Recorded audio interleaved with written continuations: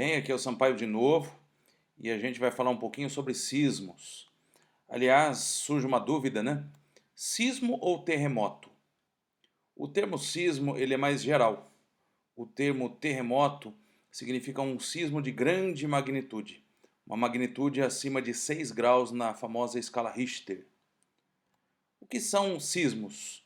São movimentos bruscos que ocorrem na crosta terrestre e que liberam energia através de ondas.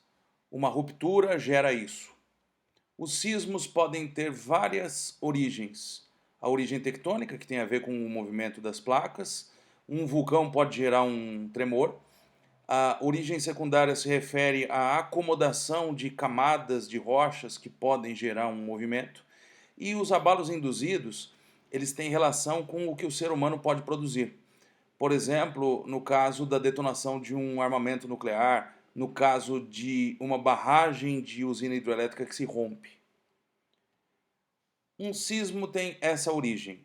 Você está observando ali um deslocamento, né? Uma fratura, uma ruptura na crosta, e a partir daí se inicia o sismo.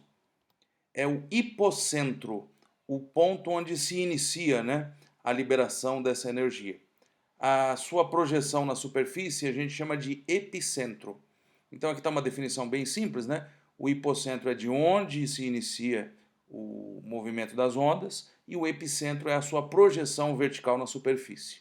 Geralmente a imprensa fala muito em epicentro, né? Que tradicionalmente fica próximo de alguma cidade, de alguma região que nós conhecemos aqui na superfície.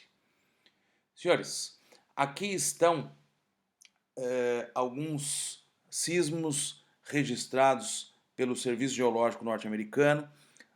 Últimos 7 dias, essa medição foi feita ontem, horário de Londres, 8h30 da noite. São vários os sismos, você observa ali na legenda que os mais recentes têm uma determinada coloração, os mais antigos outra. E você repara também que a magnitude do sismo é representada pelo tamanho, né, pela área. O que não falta são sismos, e os sismos geralmente estão relacionados aos encontros de placas tectônicas, que são os lugares onde você tende a ter mais fraturamentos da crosta. 2.923 registros ontem dos últimos 7 dias, segundo o Serviço Geológico Norte-Americano. Ou seja, o que não falta no mundo é sismo. Aqui você está vendo os sismos que tiveram uma magnitude superior a 2,5 graus na escala Richter. Repare que já é uma quantidade menor de sismos, e esses sismos estão relacionados principalmente nos encontros das placas. É o que a gente chama de sismos interplacas. A gente vai fazer uma nova seleção agora, é a magnitude acima de 4,5 graus. Repare que agora são bem menos sismos registrados aí nessa última semana, são menos de 90, e praticamente todos eles em áreas de encontros de placas. Então, conclusão que a gente tira olhando essas imagens: os sismos de maior intensidade, de maior magnitude, eles ocorrem nas áreas de contatos entre placas. Mas dentro das placas também pode acontecer o sismo intraplacas. O Brasil, por exemplo, tem seus sismos, né? Agora, pessoal, a última imagem aqui, no último mês, os sismos com magnitude superior a 4,5. Repare que, de novo, né, aquela nossa ideia de que os grandes sismos estão no contato das placas tectônicas. A medição dos sismos pode ser feita de duas formas. Você pode observar a magnitude do sismo, que representa a energia liberada por esse sismo. É a escala Richter que mede isso. A escala Richter que tem uma lógica logarítmica, e isso significa que um terremoto de 6 na escala Richter ele é 10 vezes mais poderoso do que um terremoto de escala 5. Se observa essa escala a partir do chamado sismógrafo. Ele é um mecanismo relativamente simples que representa numa folha de papel os tremores de terra.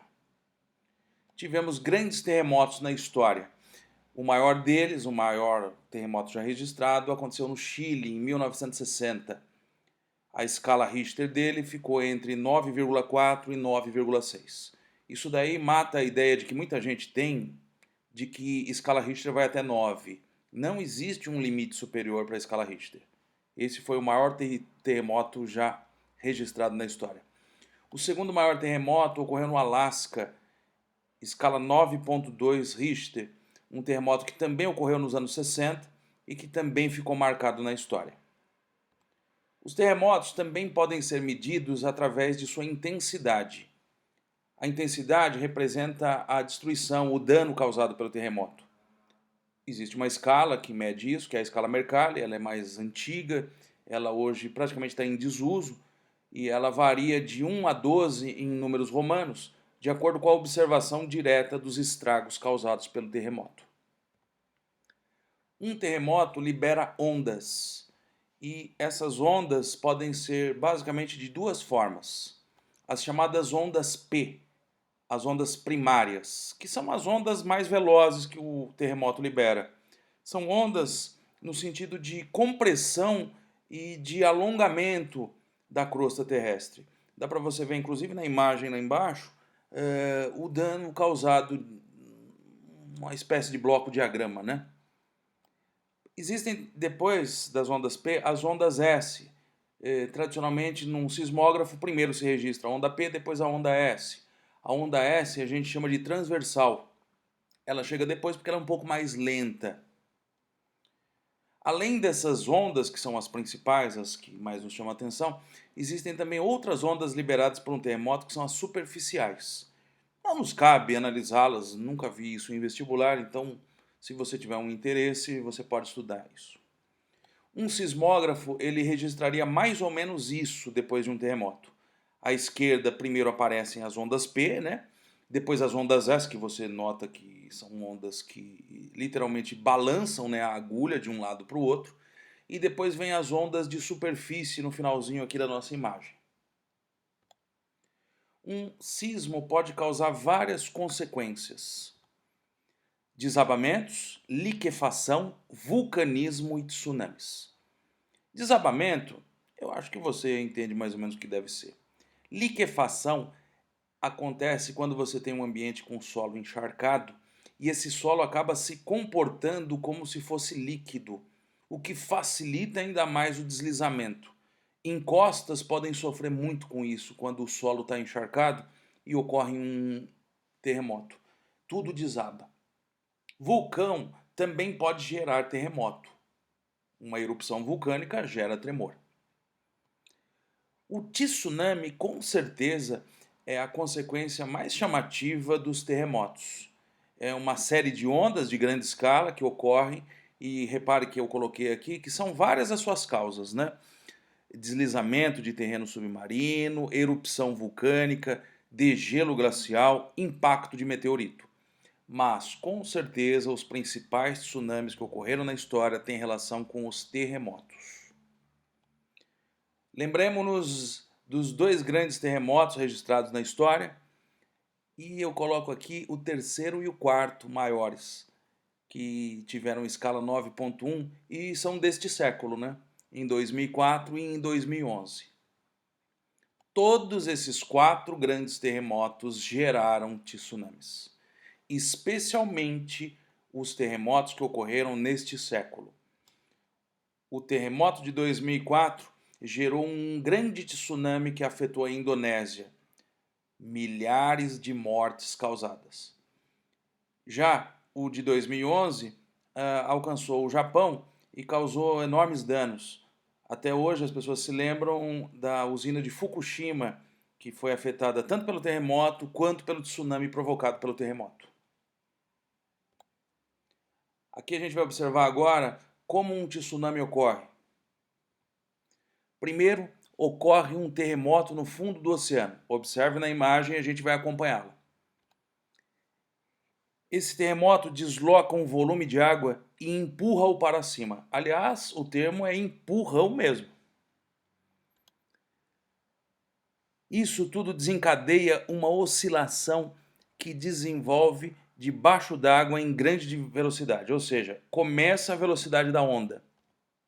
A água do mar acaba sendo sugada, então muitos sentem que algo virá. E as ondas aumentam à medida que elas chegam no litoral. aumentam no sentido de sua amplitude, de sua altura.